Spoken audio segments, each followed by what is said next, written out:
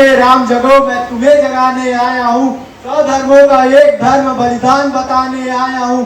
घायल भारत चीख रहा है सड़कों में गलियारों में, उस भारत की आस तुम्हें मैं चीख सुनाने आया हूँ।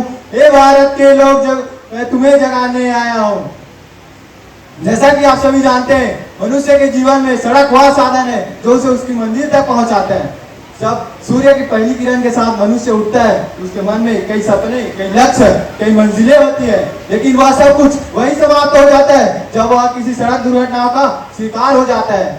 सड़क सुरक्षा का अर्थ सड़क में होने वाली दुर्घटनाओं को कम करने के लिए किए गए उपायों से है। सड़क दुर्घटनाओं का मुख्य कारण या अधिक गति से वाहन चलाना, यातायात नियमों का उल्लंघन करना एवं सीट बेल्ट हेलमेट न लगाना है।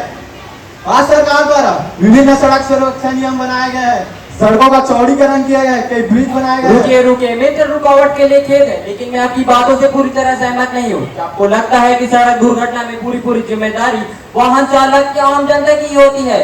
क्या सड़क दुर्घटना में शासन प्रशासन की लचर कानून व्यवस्था या जर्जर खस्ता हाल सड़कों का कोई दोष नहीं है? या सड़कों पर घूमते हमारा पशु एवं मवेशियों का कोई दोष नहीं है?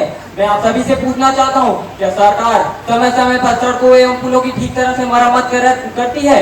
क्या हर शहर हर गांव में स्ट्रीट लाइट्स एवं मार्ग संकेतों की उचित व्यवस्था की जाती है? और अगर की भी जाती है तो भी केवल मात्र औपचारिक रूप से? क्या उनका समय समय पर उचित रूप से मेंटेनेंस या देखभाल किया जाता है? जैसे कि हमारे मित्र महोदय ने बताया कि वर्तमान में भारत सरकार द्वारा सड़कों का चौड़ीकरण एवं उनमें आधुनिक तकनीकों का उपयोग किया गया है, लेकिन मैं आपको बता देना चाहता हूँ कि अभी कुछ समय पहले ही मध्य प्रदेश के सीहोर में FDR तकनीक से देश की पहली सड़क बनाई गई, जिसमें लागत आधी व मजबूती दुगनी हो जाती है। पर बड़ी विडंबना है कि 10 साल की गारंटी वाली ये सड़क 2 साल में ही धराशायी हो जाती है। अब इन सड़कों को देखकर आप यह अंदाजा लगा सकते हैं इनका क्या हाल हो रहा होगा।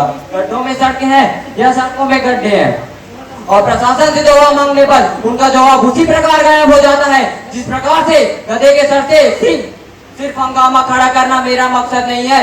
मेरी कोशिश है कि ये तस्वीर बदलनी चाहिए। मेरे सीने में ना सही, तेरे सीने में सही हो कहीं भी आग, लेकिन आग जलनी चाहिए। विपक्षी महोदय, आपकी आवाज सुनकर मुझे प्रकोप की याद आ गई। बुरा